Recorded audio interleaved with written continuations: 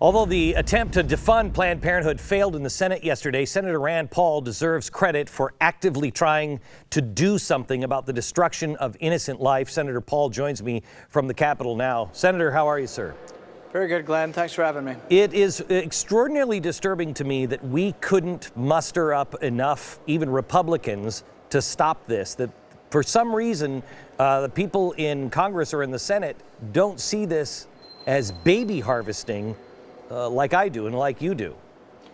Well, I think the videos are incredibly disturbing, and when I heard about them using ultrasound to manipulate the baby into a position so it can be removed a little bit at a time so they can get at the baby's organs, kidneys, livers, and sort of the callous disregard by the doctor sort of saying, oh yeah, livers are popular. And, it's hard to hear that and for people not to realize these are coming from a fully formed baby. And I think we rarely get the debate in such sharp relief. We often have the debate where, the other side wants to call it tissue. But when we're talking about lungs, brains, hearts, livers, I think it's hard and should make all sort of people shudder that we're doing this. Can I talk to you as a doctor, not as a political guy or a candidate right now? Let me just talk to you and ask two questions as a doctor. First of all, what do you as a doctor say to those doctors that are doing this? Well, we have an ancient oath, the Hippocratic Oath, that says first do no harm. And I don't know how you can be consistent with any kind of oath like that. Now, years ago, they took out some of the specifics towards abortion and sort of somehow in their minds qualify and say abortion's not doing harm.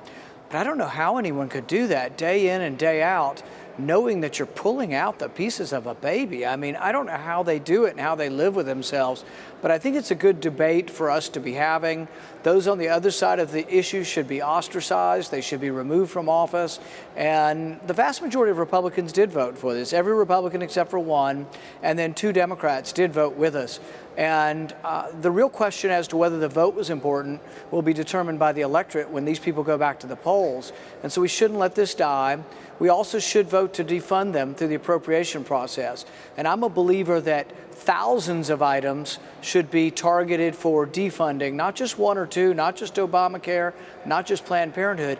The power of the purse is Congress to direct funding. And we've gotten away from that to where people think, oh, it's extraordinary for us to tell the president that's actually our job to do that. So the other thing I want to ask you as a doctor is the argument on the other side is this is hurting. You're going after Rand Paul, and I heard this specifically. Rand Paul is going after women's health. Yeah. Well, it's absolutely just untrue. There are 9,000 community health centers. We've thrown more federal money at health care than we ever have in the history of time. You can't go a block in our country and not find something for free. And so we have 9,000 community health centers funded by the government, $5 billion. We've doubled it in recent years, and there are 700 Planned Parenthood clinics. So 9,000 free government clinics, 700 Planned Parenthood. The only difference is Planned Parenthood offers abortion. The other difference is Planned Parenthood doesn't offer most of the women's health items they say they offer. They don't offer mammograms. The exams are not done by doctors for breast exams. You're typically referred somewhere else. And so it's been a crock for a long time. It's been a front for abortion. And let's have this debate. They're also huge funders of the Democrat Party and huge funders of liberals. And so I guarantee they're going to come after me and target me. They've also targeted Joni Ernst as well.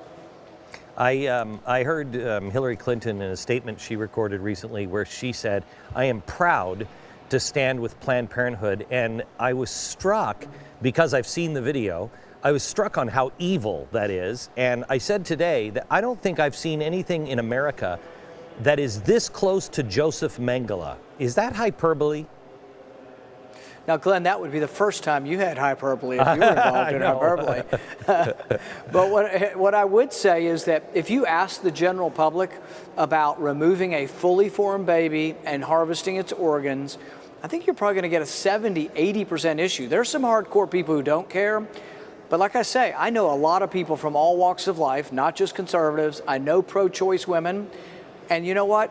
They're horrified by this. So when we're talking about a fully formed baby, the numbers go lopsided in our direction. It's a rare person who thinks fully formed babies ought to be taken out.